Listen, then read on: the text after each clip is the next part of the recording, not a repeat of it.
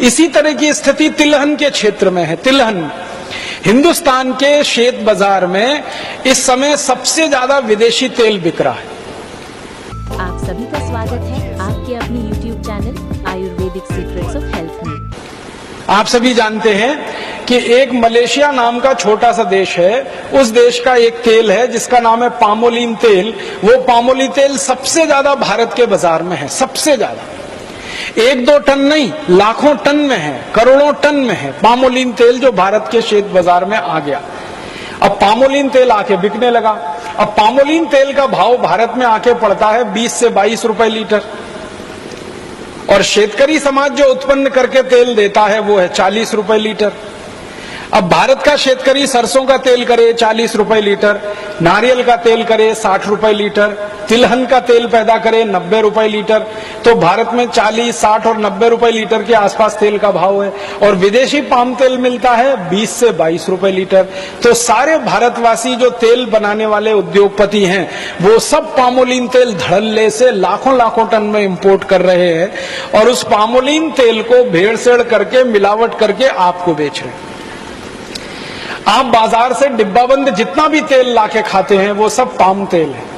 और आपको सुनकर हैरानी होगी, 4-5 साल पहले तक इस देश में ऐसा कानून था कि पाम तेल किसी भी दूसरे तेल में मिला के नहीं बेचा जा सकता। गेट करार और WTO के दबाव में अब कानून ऐसा है कि पाम तेल किसी भी तेल में मिला के बेचा जा सकता है।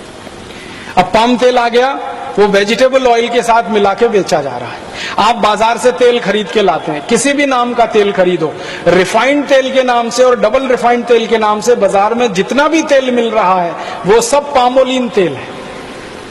अब पामोलिन तेल हम खा रहे हैं, शेतकरी समाज खा रहा है। क्यों?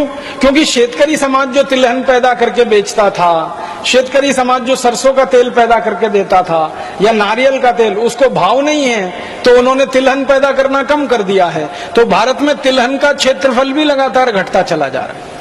दालें पैदा करना कम कर दिया, तिलहन पैदा करना कम कर दिया, तेल का उत्पन्न इस देश में कम हो गया, तो विदेशों से पाम तेल आकर बिकने लगा।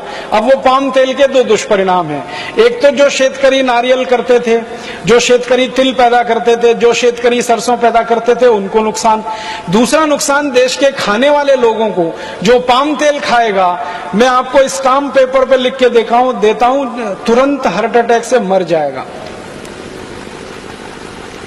क्योंकि पाम तेल के बारे में सारी दुनिया के जो रिसर्च हुए हैं वो ये बताते हैं, और ये डॉक्टर चौधरी के लिए मैं कहता हूं कि पाम तेल में सबसे ज्यादा ट्रांस फैट्स हैं, सबसे ज्यादा। और ट्रांस फैट्स वो फैट्स हैं जो कभी भी बॉडी में डिसॉल्व नहीं होते, किसी भी टेम्परेचर पर डिसॉल्व नहीं होते। और ट्रांस फैट्स जब बॉडी में डिसॉल्व नहीं होते तो वो फैट बढ़ता जाता है, बढ़ता जाता है, बढ़ता जाता है। और आपने सुना होगा कि जब फैट जरूरत से ज्यादा बढ़ जाता है तभी हृदय घात आता है और आदमी मर जाता है। जब फैट जरूरत से ज्यादा बढ़ जाता है तभी ब्रेन हेमरेज होता है और आदमी पैरालिसिस का शिकार हो जाता है। जब ट्रांस फैट्स बहुत बढ़ जाते हैं शरीर में, तभी शरीर में ऐसे भयंकर दुष्परिणाम होते हैं। डायबिटीज बढ़ती है, हाइपरटेंशन बढ़ता है जिसको BP आप कहते हैं, हार्ट अटैक आता है, ब्रेन हेमरेज हो जाता है। ऐसे खतरनाक रोग जिनमें शरीर का हमेशा के लिए भयंकर दुष्परिणाम हो जाए या हमारे शरीर का भयंकर नुकसान हो जाए, ऐसे रोग भी सारे के सारे पाम तेल के दुष्परिणाम ही हैं। पाम तेल दुनिया में कोई नहीं खाता भारत को छोड़कर। मलेशिया जिस देश से पाम तेल भारत में आता है WTO करार के बाद, वो मलेशिया खुद पाम तेल नहीं खाता। मलेशिया में पाम तेल का जास्ती से जास्ती उपयोग होता है उद्योग धंधों में, लेकिन वो पाम तेल गेट करार के बाद भारत में भयंकर पैमाने पर बेचा जा रहा है। तेल का बाजार पूरी तरह से अब विदेशियों के कब्जे में चला गया। तो एक तरफ अपना शेतकरी नुकसान पाता है, दूसरी तरफ लोगों को भी तकलीफ आती है।